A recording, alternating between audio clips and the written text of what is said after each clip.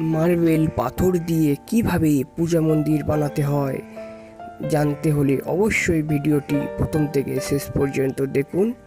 Welcome to my YouTube channel. আপনারা দেখছেন আপনাদের প্রিয় চ্যানেল, কিছু শেখার চ্যানেল, কিছু জানার চ্যানেল, মার্বেল ডিজাইন ETC-KHOKON। চলুন কথা না বাড়িয়ে সম্পূর্ণ ভিডিওটি দেখে নিই কীভাবে পূজা মন্দির বানানো হয়।